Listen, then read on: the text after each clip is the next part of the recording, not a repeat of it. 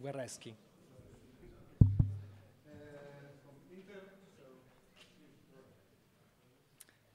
Hi, everybody. Thanks to the organizer to having me here. It's really a pleasure to be back in a real conference after so many virtual ones. So today I'm speaking about the realization of quantum neural networks using repeat until a success circuits in a superconducting quantum devices. And this work has been done in collaboration with the Leo Di Carlo teams in TU Delft and QTech.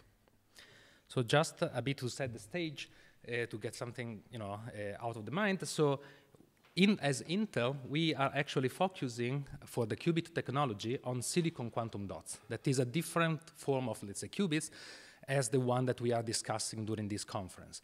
The experiments I'm going to present, however, will be on superconducting devices.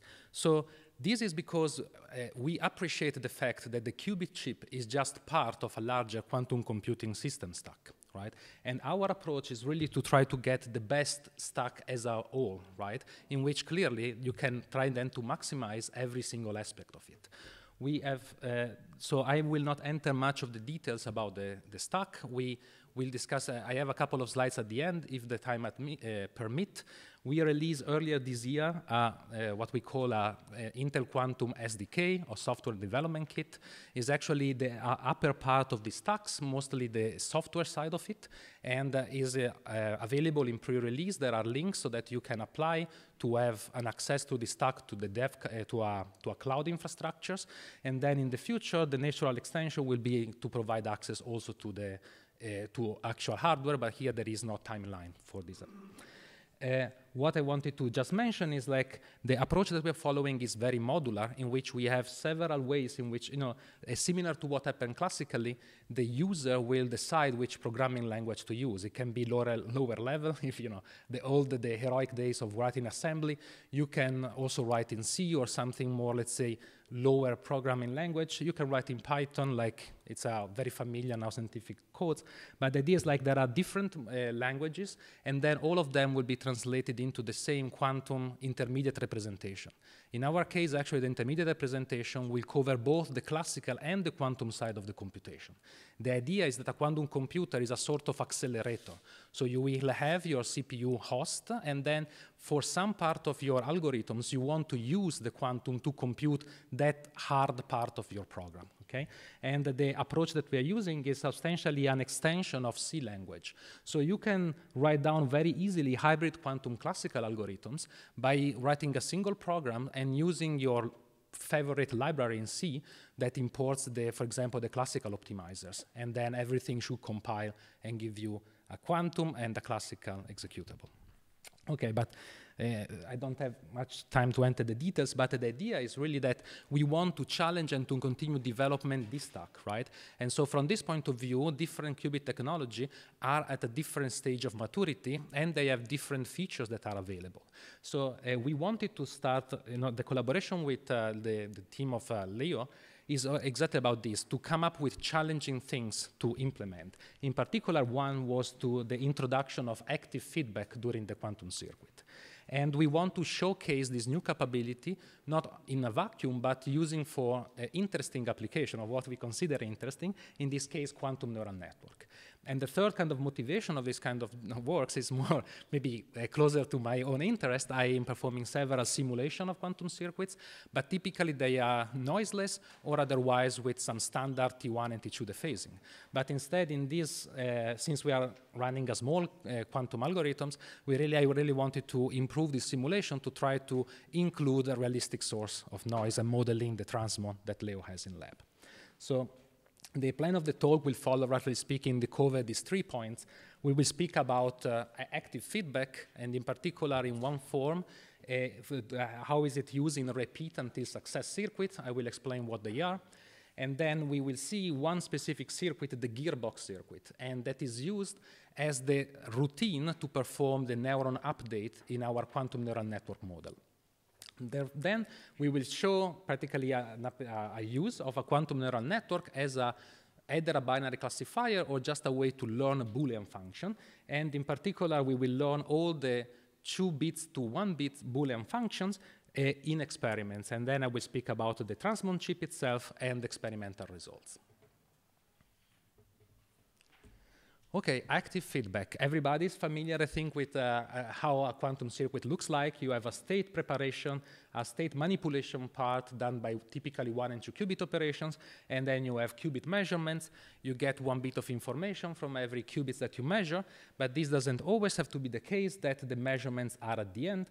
The measurement can be intermediate in your circuits, and even more, you may, for example, in this case, you measure the top qubits, and depending on the outcome, you decide to perform, if the outcome was 0, you perform sub-circuit A on the remaining 2 qubits. If the output is 1, the outcome was 1, you will implement sub-circuit B, and then the computation will move on. This is particularly challenging because clearly you have to maintain coherence over the measuring times. You have to resync all your signal generators when you make the decision about which sub-circuits to perform next. And so there is a lot of kind of great works that our collaborator put forward. Now, we will discuss a specific form of quantum circuits that use active feedback, and these are in the form of repeat until success. What does it mean? So let's imagine that we have a 2-qubit system in a state psi, and we want to perform our desired operations leading to another state psi prime. Now, the repeat until success construction indicates that you add another qubit, an ancilla qubits here on top. You implement a sort of easy 3-qubit circuits, and then you measure the ancilla. If the ancilla is in 0, then you are actually successful. The states of the remaining 2 qubits is in the output states psi prime.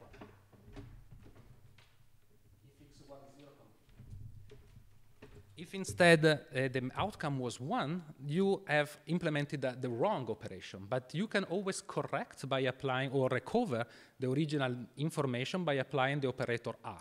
And so you can then go back to the situation in which you have your psi. You can try it again and again. And the good point is, like here, it's not like a probabilistic gate as we are used to in photonic computation, in which you have a possibility of succeeding or failing. You put a few of them in line, and the probability that all of them succeed go down exponentially. Here you have a classical flag who tells you, you succeed, continue. You didn't succeed, you can perfectly recover the information, try it again and move forward. Effectively, the probability of failing many times goes down exponentially. And in our experiments, you will always need to repeat only 1, 2, or 3 times at maximum. Okay? So clearly not every circuit has this property, because typically a measurement will corrupt your states. This is a specific form of 3-qubit circuits that maintain the information. Okay, so what are the applications in general of haptic feedback? Well, clearly the biggest one is quantum error correction. You need to measure the syndromes to decode them and then to correct the errors. But there are also applications for repeat until success. One of them is actually in the quantum error correcting regime, right? When you don't have at your disposal arbitrary rotation, you have to synthesize them using typically Hadamard, T, and S gates. Okay? In that case, the cost of an arbitrary rotation is provided by the cost of how many T gates you need. And there are constructions showing that using repeat until success, you reduce the T cost of arbitrary rotation in the quantum error correcting regime. What instead we will discuss is to using repeat until success to implement quantum neural network. Okay, what is and this is the concrete example of a repeat until success circuits, the one we will be using. So the idea, as you see, is a very small circuit. It's only on 1 qubits, and you have the ancilla to perform the repeat until success. And there are 2 operations, 2 rotation by angle plus or minus theta in the circuit.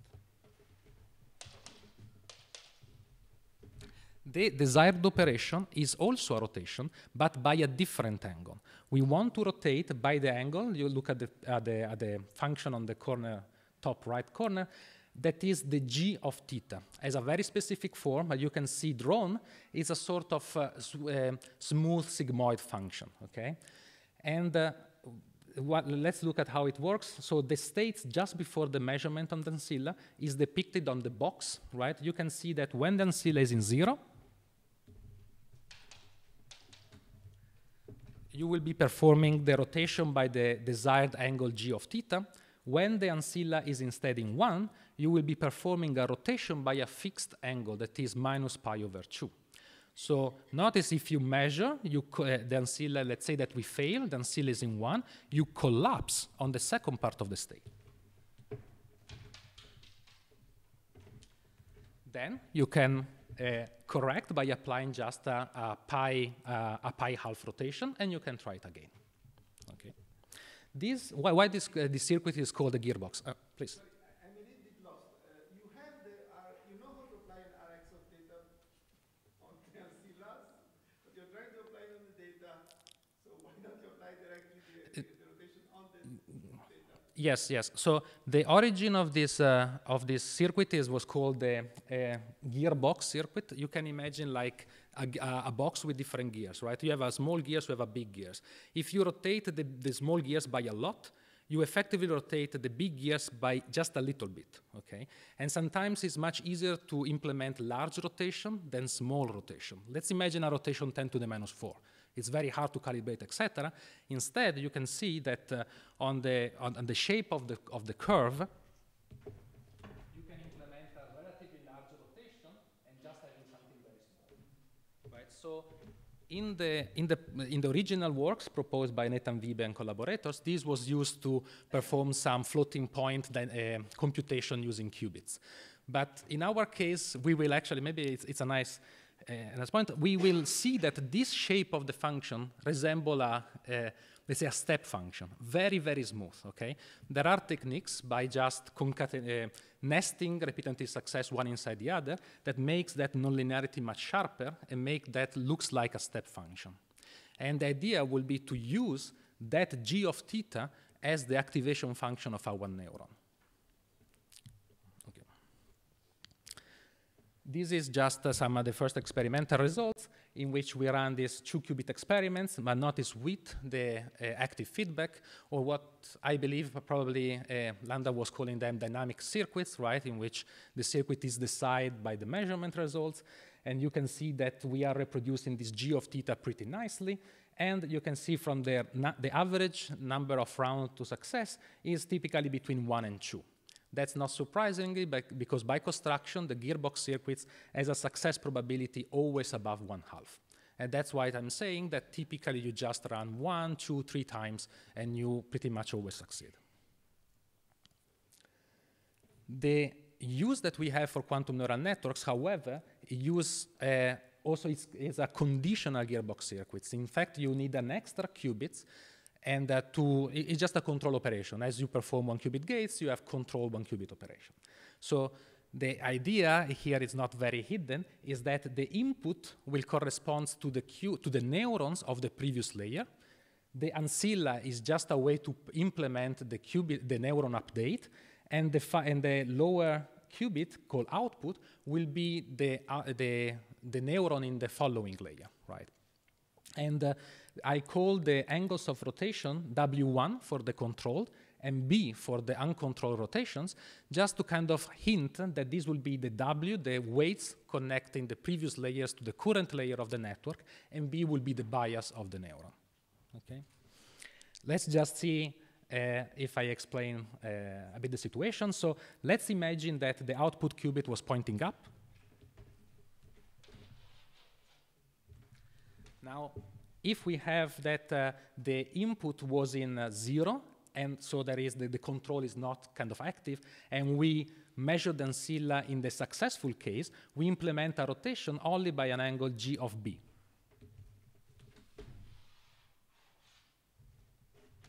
To the red vector.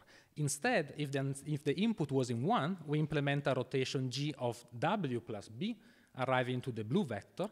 And instead, if we had a failure of the ancilla in the measurements, in both cases, we implement a rotation by pi over 2, arriving to the red curve.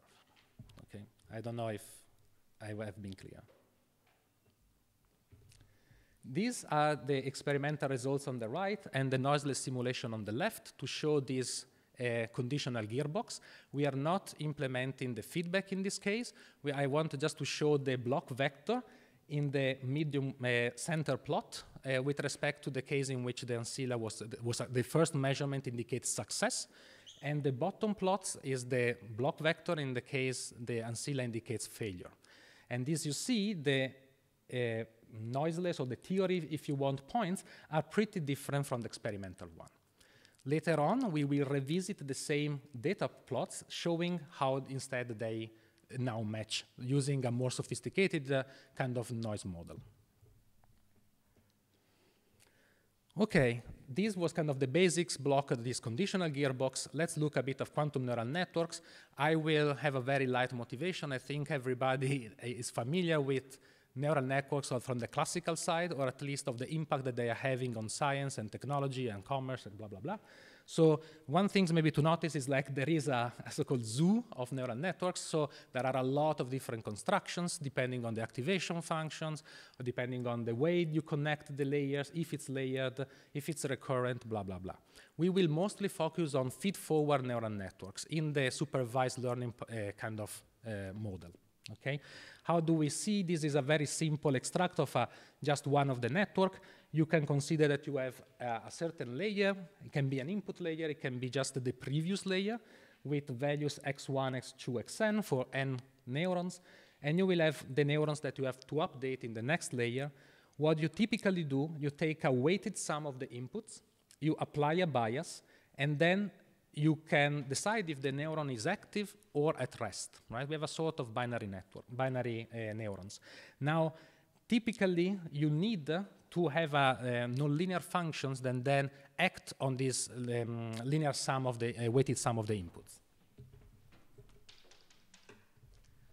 Because if you don't have, as been shown in the very early stage, when you have just a linear perceptron, you will always implement linear function, right, and linear classifiers. So you need some nonlinearity. Nonlinearity can come in many different forms.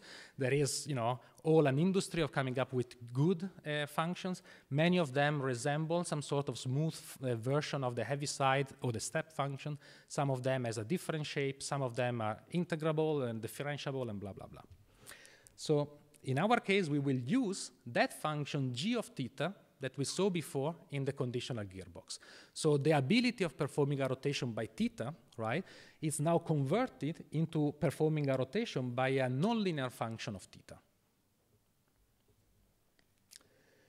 We saw the slides earlier, well, no, not the slides, but the same kind of the reference to this paper earlier today. In 2014, there was a paper like The Quest of a Quantum Neural Networks that was just indicating a few of the criteria, right? Why a model should be called quantum neural network instead of having, another name. And the first point is like you would like this to be able at least to encode in input some classical information and output other classical information. You would like the quantum neural network to reflect some sort of neural network computation. So it can be a tractor dynamics mechanism if you're speaking about associative memory. It can be synaptic connections. It can be, the structure of a deep learning neural networks, etc. And number 3, you would like the evolution to be based on quantum effects. And this is, I think, is because in the pioneering stage of these works, there were some breaking of the quantum orthodoxy, let's say, when suggested these models. Notice that there is no quantum advantage. So in principle, you can call your model quantum neural network if it's quantum but doesn't beat any classical one. Okay? Of course, we would like it to beat the classical. So the tricky part in general is to implement these nonlinear functions. And I was mentioning, but there are multiple ways to do it, right? We heard earlier this morning by Daniel, you can use a sort of, what was called this, that was, a dissipative, in a sort of sense, a dissipative dynamics. You can also use reversible circuits. I mean, classically, you are able to compute a nonlinear function, just make the circuit reversible, and bam, you have a quantum circuit that does this, right?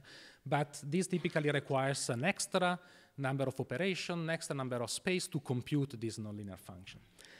Another option is introducing measurement. And in some sense, the repeat until success use these intermediate measurements to implement a nonlinear function. The nonlinear function we will be using in the experiments is the g of theta, the blue line that you can see. It's a very smooth sinusoidal function. Sigmoid function, very smooth, right?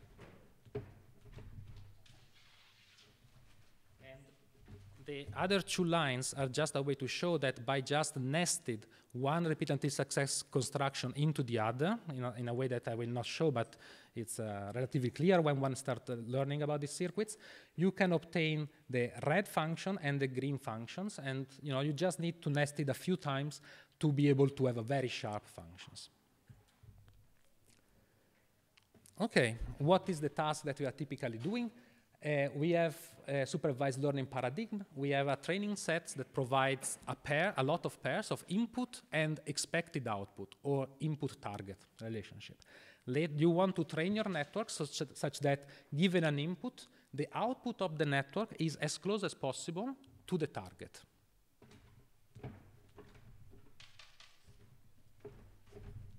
Right? So for example, I give you a picture of a cat. The network should be able to distinguish cat from dog. The output is either cat or dog. You check with the target. Do you agree? Do you not agree? And then you do for all the training examples, and you try to optimize the parameter of the network such that you agree as much as possible. Okay? Let's look at this specific network and give a sort of intuition about what will be our quantum circuits. So there are 5 qubit registers if we are looking at these 2-1 neural networks. The first register is just the ancilla qubits used for the repeat until success, this gray one. The yellow one will just be 2 qubits in our example, encoding the quantum neurons in the input layer. And notice that we are using 1 qubit to represent 1 neuron, effectively saying if the qubit is in state 0, it's at rest. If the qubit is in state 1, then it's kind of firing, is active. The green register is the intermediate layers, the output register is the output layer, and the blue registers represents the target from the training set. First, we update the intermediate layers by applying this conditional gearbox that is using the ancilla for the repeat until success. Is conditioned on the input layers and update the intermediate layers green. Then we perform another qubit updates that updates the output layers based on the green layer. Right? And finally, we have to compute the accuracy, and this can be done by just some parity measurements between the the output of the network and the expected target. Okay, let me know, is this clear, or other questions at this level? So the Y qubit, you don't do anything on it, you just... Which qubit, sir? The last one, yes, so the last... So why don't you just use the classical... Yes, let me. So first of all, notice that the states of the final qubits of the blue register, let's say, is not the trivial state 0, has some values, right? And represents the expected output, yx, when the input is x, right? And this, you can notice, is a superposition of some of the inputs, right? So you could have now that you are training not on one of the classical image at a time, but you take a superposition of them, right? And so you want to be able to process in a coherent way and to maintain this superposition. In the experiments that I will show, we also have to create this training set, right? So there will be, if we want to learn a function, then we have to create the training set using that function. So it will be part of the circuit. Sorry, X can also be a superposition, or X is a classical one, yes. Okay. Yeah. We show in a paper a few years ago when we proposed this approach for quantum neural networks that we are able to learn Boolean function like an XOR functions. I will not go through much of the details, but the idea over there is like we train using a unique training state, clearly multiple copies of the same training state, that is the superposition of all inputs. And then, not surprisingly, if you are able to learn the superposition of all inputs and input and target relationship, you are also able to learn each of them individually. And that's actually our testing set. After learning from the superposition, we test on each of them, and not surprisingly, the generalization was very good. And this is just the accuracy going to 1 after a few network evaluation, when the optimizer of the weights and bias of the network was just the Nelder-Mead, a very simple classical optimizer. We can do for more qubits. We have 8 qubit parity, etc. Okay, this we skip. And let's go to the function that we actually implement in our experiments, right? We saw before that to learn an XOR function, we were using a network with some intermediate layer. We will use a smaller experiment, so we will get rid of the intermediate layers, and we will just have 2 inputs, 1 expected output. We have a very small network, 2 to 1, no intermediate layer. Thank you. No intermediate layer, and we will have the output qubits. We need the ancilla qubit for the repeatability success. And finally, we measure the parity checks. This is a cartoon of the circuits. You can see we have 5 qubits. We start preparing the input in superposition. In the blue box, we actually substantially apply the function we have to learn, and there's a 2 to 1 bit Boolean function. And then we update the output of the neuron, and finally we measure the Q-Anton neural network accuracy. We manipulated the circuit quite a bit, and the first things that we do is actually compactify it from 5 to 4 qubits, and the idea is very simple. We start by initializing the inputs. We then propagate them through the network. We compute the output, and after computing the output, the ancilla for repeatability success is jobless, right? And so we can actually use this to play the part also of the expected output. And so we are preparing the training set after the network has been run, and then we measure the accuracy. Just to emphasize once again that during the update of the neuron, we use active feedback.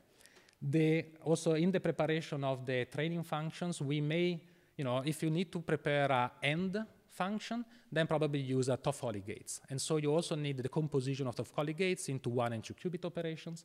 And we have refocus impulses to limit the decoherence.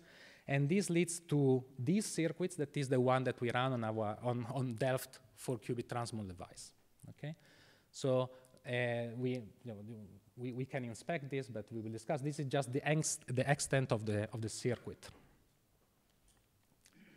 This is the chip that we are using. The chip has 7 transmons, but we will be using only 4 of them. You can locate the transmons in the chip. This is like for people less familiar to see them, and we will use the yellow one.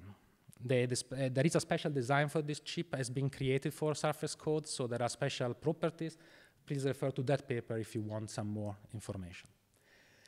This is a bit about the control setups. I will maybe skip in the sake for time limitations, but the idea is like, actually I wanted to put this to emphasize the amazing works that our collaborator put into this, because they were really able to squeeze the measurement time as short as possible and did a great job being able to synchronize between the readout EWG, the central controllers controlling then the microwaves and the flux pulse. And so a big kudos to these guys. These are now as I was mentioning before, we had like conditional gearbox with very off, relatively off between noiseless simulation and experimental data. And these now are the experimental points that are the markers on the right plots, compared to the simulation with noise that are instead the curve. So the curve are not fit, are coming from simulations. And then you can see we are able to reproduce most of the behaviors of this 4-qubit device, or 3-qubit device in this case. And what are the part of the part of the modeling of the noise that we have? We have residual excitations, right? You want to initialize the qubit in 0, sometimes in 1. You have readout error with misclassification of the outcome. You have some extra error in our case because of an unfortunate situation that the driving line for the ancilla qubit didn't really work, and so they were driving this through the readout lines, but this may create some spurious interactions, and in particular we have some residual ZZ coupling and cross resonance during 1-qubit rotations for the 2 qubits, and so including all of these into account, we were able to obtain these matching results. Now, let me go maybe quickly to the results for the neural network. Here we are plotting on the upper part the landscape of the function. What does it mean? That we have a network with 3 parameters, the 2 weights and the bias. I could plot how well is the network performing to learn the not end function with respect to the values of those 3 parameters. this will be a three-dimensional plot. So I just take a slice of this three-dimensional space. In particular, I fix W1 equal to W2. And then we can see the pattern that arise. In the case of noiseless, you can consider almost theory, noisy simulation, and the actual experiments. And now, so how do we read this? This I'm actually plotting the inaccuracy of the network. So you will, to learn the knot end, you would like the parameters to be at the values when the colors is blue.